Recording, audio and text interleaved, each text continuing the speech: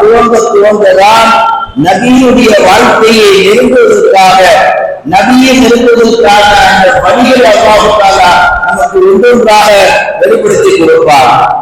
கண்ணியமிக்க அல்லாஹ் நல்லடியார்களே, இன்றைக்கு அப்படிப்பட்ட ஒரு வாய்ப்பு அல்லாஹ் இந்த உம்மத்துக்கு தந்திருக்கிறார். உலகத்தில் நாம் வாழ்கிறோம் வெறும் மனிதர்களாக, முஃமின்களாக கிடையாது, முஸ்லிம்களாக கிடையாது, மூமின்களாக கிடையாது, நபியுடைய உம்மத்தாக கிடையாது, மனிதர்களாக வாழ்கிறோம்.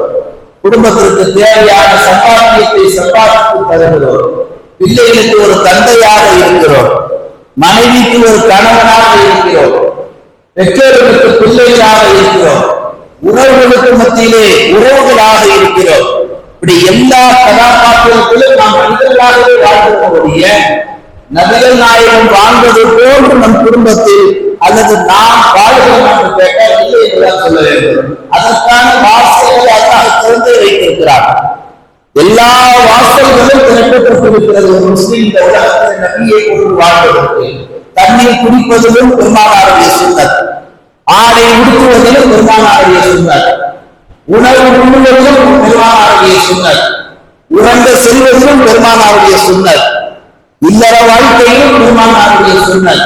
இப்படி எல்லா கோலத்திலும் பெருமானாருடைய வாழ்க்கையிலே வாசல் திறந்து வைக்கப்பட்டிருக்கிறது.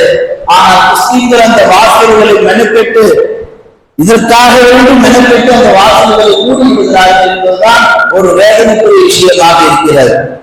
நபியை நெருங்க என்ன வழி என்ற தலைப்பை நாம் யோசித்து பார்க்கின்ற பொழுது, நபியை நெருங்குவதற்காக 1000 வழிகள் இருக்கிறது. குர்ஆனிலும் ஹதீஸிலும் அல்லாஹ் 1000க்கும் மேற்பட்ட வழிமுறைகள் அல்லாஹ் தஆலா சொல்லி காண்பிக்கிறார். ஒன்றல்ல ரெண்டல்ல, ஏராளமான வழிகள் அல்லாஹ் தந்திருக்கிறார். முஹம்மது என்ற அந்த ஒற்றை மனிதரை உலகம் இந்த அளவு நேசித்துக் கொண்டிருக்கிறது. அப்படிப்பட்ட மனிதரை ஒரு சாதாரண ஒரு முஃமின் நெருங்க வேண்டும் என்றால் எந்த வழிகளை கையாள வேண்டும்?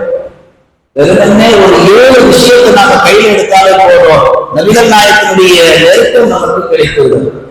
இன்னைக்கு எத்தனையோ பேர்கள் யார் யாரும் நெருக்கத்திற்காக என்னென்னமெல்லாம் தியாகம் செய்யறாங்க. யார் யாரு அடையணும்னா அவங்களும் போல வேஷம் போடுறாங்க.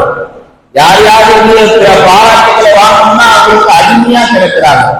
யாருக்கிட்டையாவது ஏதாவது லாபத்தை பெறணும்னா மான மரியாதையெல்லாம் விட்டு விடுகிறார்கள். இன்னைக்கு உலக ஆதாயத்திற்காக, உலகத்திலே சில நெருக்கங்கள் கிடைக்கின்றதற்காக மனிதர்களுக்கு எல்லாம் பேசப்படுகிறார்கள். இதெல்லாம் நிரந்தரம் கிடையாது. நபியுடைய நெருக்கம் தான் நமக்கு அவசியமானது. ஏன்னா அவங்கதான் நாளைக்கு மறுமை நாள் நம்மளை சுகத்தில் அழைச்சிட்டு போகக்கூடியவர்கள். அவங்கதான் நாளைக்கு மறுமை நாள் அல்லாஹ் நமக்கு ஷஃபாஅத்